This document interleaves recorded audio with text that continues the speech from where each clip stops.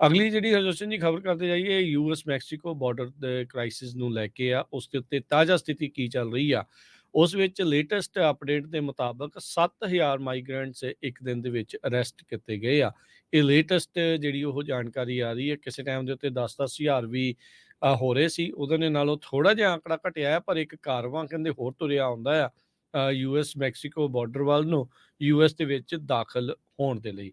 ਸੋ border crisis ਅਜੇ ਪੂਰੀ ਤਰ੍ਹਾਂ ਕਈ ਚਿਰਾਂ ਤੋਂ ਹੀ ਆ, ਕਈ ਦਹਾਕਿਆਂ ਤੋਂ ਸੋਲਵ ਤਾਂ ਨਹੀਂ ਹੋਇਆ ਹੋਇਆ, ਪਰ ਪਿਛਲੇ ਕੁਝ ਸਾਲਾਂ ਦੇ ਵਿੱਚ ਇਸ ਦੇ ਉੱਤੇ ਦਬਾਅ ਜਿਹੜਾ ਹੈ ਉੱਥੇ ਕੰਮ ਕਰਨ ਵਾਲੇ ਅਧਿਕਾਰੀਆਂ ਦੇ ਉੱਤੇ ਲਗਾਤਾਰ ਵੱਧਦਾ ਜਾ ਰਿਹਾ ਹੈਗਾ ਆ। ਸੋ ਇਹ ਸਾਰੀਆਂ ਚੀਜ਼ਾਂ ਜਿਹੜੀਆਂ ਉਹ ਹੋ ਰਹੀਆਂ ਉੱਧਰ।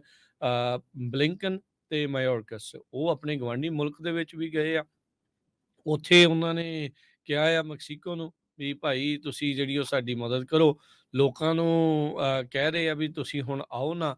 ਕਿਸੇ ਟਾਈਮ ਦੇ ਉੱਤੇ ਉਹਨਾਂ ਨੂੰ ਇਹ ਜੀ ਆਇਆਂ ਨੂੰ ਵੀ ਪਹਿਲੋਂ ਕਰ ਰਹੇ ਸੀਗੇ। ਸੋ ਸਥਿਤੀ ਕਾਫੀ ਜ਼ਿਆਦਾ ਗੰਭੀਰ ਜਿਹੜੀ ਉੱਥੇ ਬਣੀ ਪਈ ਆ। ਦਸੰਬਰ ਦੇ ਸ਼ੁਰੂਆਤ ਦੇ ਵਿੱਚ 7 ਦਿਨ ਐਵਰੇਜ, ਡੇਲੀ ਐਵਰੇਜ 9600 ਦੇ ਜਿਹੜੀ ਉਹ ਪਹੁੰਚ ਚੁੱਕੀ ਸੀਗੀ।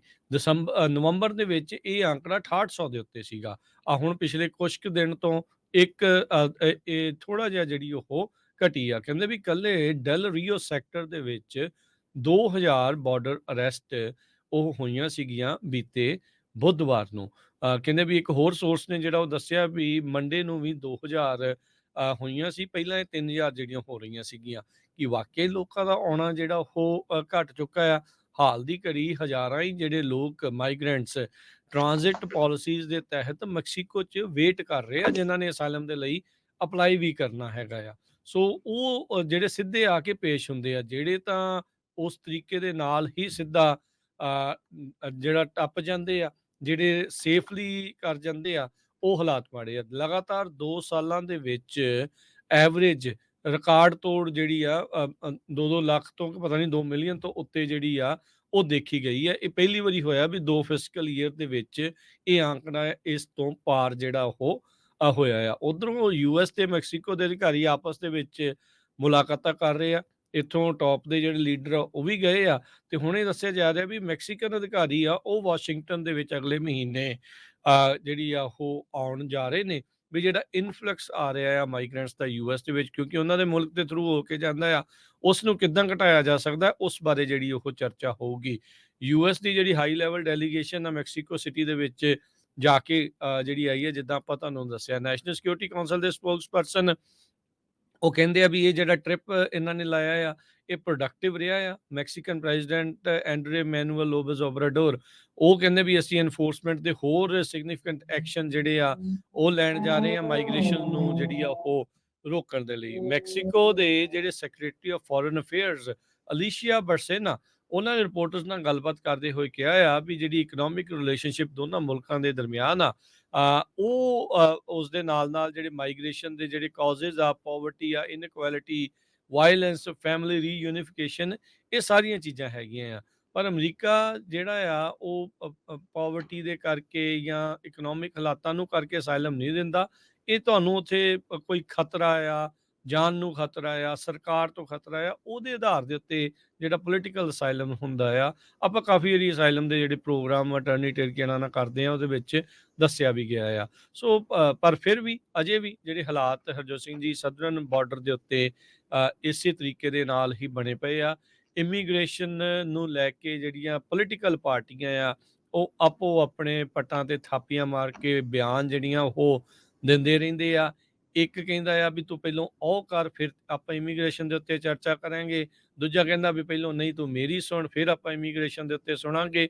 ਪਰ ਹਾਲ ਦੀ ਜਿਹੜਾ ਘੜੀ ਆ ਉਸ ਦੇ ਵਿੱਚ ਇਮੀਗ੍ਰੇਸ਼ਨ ਦਾ ਕੋਈ ਨਾ ਦੂਰ ਤੇ ਨਾ ਨਜ਼ਦੀਕ ਕੋਈ ਹੱਲ ਨਜ਼ਰ ਜਿਹੜਾ ਉਹ ਨਹੀਂ ਆ ਰਿਹਾ। ਸਥਿਤੀ ਇਸੇ ਜਿਉਂ ਦੀ ਤਿਉਂ ਬਣੀ ਆ। ਵਿਗੜਦੀ ਜਿਹੜੀ ਉਹ ਇਨਫੈਕਟ ਜਿਹੜੀ ਉਹ ਜ਼ਰੂਰ ਜਾ ਰਹੀ ਹੈਗੀ ਆ। ਤੇ ਜਿੱਦਾਂ ਪਹਿਲਾਂ ਵੀ ਆਪਾਂ ਕਿਹਾ ਵੀ ਇਸ ਵਾਰ ਦੀਆਂ ਇਲੈਕਸ਼ਨਸ ਦੇ ਵਿੱਚ ਇਹ ਮੁੱਖ ਇਸ਼ੂਜ਼ ਦੇ ਵਿੱਚੋਂ ਇੱਕ ਜਿਹੜਾ ਉਹ ਦੇਖਣ ਵਾਲਾ ਆ। ਸਖਤੀ ਹੌਲੀ ਹੌਲੀ ਵਧਣ ਦੇ ਜਿਹੜੀਆਂ ਕਿਆਸ ਰਹੀਆਂ ਆ, ਸੰਭਾਵਨਾਵਾਂ ਆ, ਉਹ ਵੱਧਦੀਆਂ ਜਾ ਰਹੀਆਂ। ਜੀ ਇਸੇ ਤਰ੍ਹਾਂ ਡਿਪਾਰਟਮੈਂਟ ਆਫ ਜਸਟਿਸ ਨੇ ਜੋ ਟੈਕਸਸ ਦੇ ਗਵਰਨਰ ਆ ਗ੍ਰੈਗ ਐਬਟ, ਉਹਨਾਂ ਨੂੰ ਥ੍ਰੈਟ ਕੀਤਾ ਆ ਵੀ ਅਸੀਂ ਜੋ ਤੁਸੀਂ ਲਾ ਪਾਸ ਕੀਤਾ ਸੀ SB4 ਟੈਕਸਸ ਨੇ ਉਸ ਦੇ ਅਗੇਂਸਟ ਜਾ ਰਹੇ ਹੈਗੇ ਆ ਤੇ ਹੂੰ, ਗ੍ਰੈਗ ਐਬਟ ਨੇ ਇਹ ਕਿਹਾ ਆ ਕਿ ਮੈਂ ਬਿਲਕੁਲ ਮੇਰਾ ਜਿਹੜਾ ਸਟਾਫ ਆ ਉਹ ਰੈਡੀ ਹੈ ਯੂਐਸ ਦੀ ਸੁਪਰੀਮ ਕੋਰਟ ਦੇ ਵਿੱਚ ਪਹੁੰਚਣ ਦੇ ਲਈ। ਹੂਸਟਨ ਕ੍ਰੋਨਿਕਲ ਨੇ ਇਹ ਦੱਸਿਆ ਵੀ ਜੋ ਟੈਕਸਸ ਵਰਸਸ ਐਰੀਜ਼ੋਨਾ ਇੱਕ ਕੇਸ ਡਿਸਾਈਡ ਹੋਇਆ ਸੀ ਜਿਹਦੇ ਵਿੱਚ ਇਹ ਕਿਹਾ ਸੀ ਵੀ ਜਿਹੜੀ ਫੈਡਰਲ ਗਵਰਨਮੈਂਟ ਆ ਉਹਦੇ ਕੋਲ ਮੇਨ ਪਾਵਰ ਆ ਨਾ ਕਿ ਸਟੇਟਸ ਦੇ ਕੋਲ।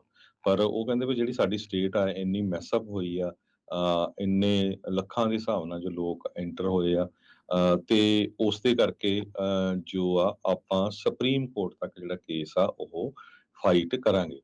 ਇਸੇ ਤਰ੍ਹਾਂ ਨਾਲ ਇਮੀਗ੍ਰੇਸ਼ਨ ਨਾਲ ਰਿਲੇਟਡ ਇੱਕ ਹੋਰ ਖਬਰ ਆ ਜਮਾਲ ਖਸ਼ੋਗੀ ਸਰੋਤਿਆਂ ਨੂੰ ਯਾਦ ਹੋਊਗਾ ਯੂਐਸ ਦਾ ਹਾਲਾਂਕਿ green permanent card holder. Resident ਸੀ ਹੂੰ, ਇਸ ਦਾ ਕਤਲ ਕਰ ਦਿੱਤਾ ਗਿਆ ਸੀ ਤੇ ਉਸ ਦੀ ਜਿਹੜੀ ਵਾਈਫ ਆ ਉਹ ਇੱਕ 에ਅਰਲਾਈਨ ਲਈ ਕੰਮ ਕਰਦੀ ਸੀ ਤੇ ਉਹ ਉਸਨੇ 2020 ਦੇ ਵਿੱਚ ਯੂਐਸਏ ਦੇ ਵਿੱਚ ਆ ਕੇ ਪੋਲੀਟੀਕਲ ਅਸਾਈਲਮ ਅਪਲਾਈ ਕੀਤਾ ਸੀ ਤੇ ਉਸ ਦਾ ਜਿਹੜਾ ਪੋਲੀਟੀਕਲ ਅਸਾਈਲਮ ਆ ਉਹ ਅਮਰੀਕਾ ਦੀ ਸਰਕਾਰ ਨੇ ਅਪਰੂਵ ਕਰ ਦਿੱਤਾ। ਉਹ ਕਹਿੰਦੇ ਵੀ ਮੇਰੀ ਜਿਹੜੀ ਫੈਮਿਲੀ ਆ ਤੇ ਖੁਦ ਮੈਂ ਇੱਕ ਤਰ੍ਹਾਂ ਦੇ ਨਾਲ ਨਰਕ ਵਿੱਚੋਂ ਗੁਜ਼ਰੀ ਆ ਵੀ ਇੰਨਾ ਜ਼ਿਆਦਾ ਮੈਨੂੰ ਜਿਹੜਾ ਡਰ ਹੁੰਦਾ ਸੀ।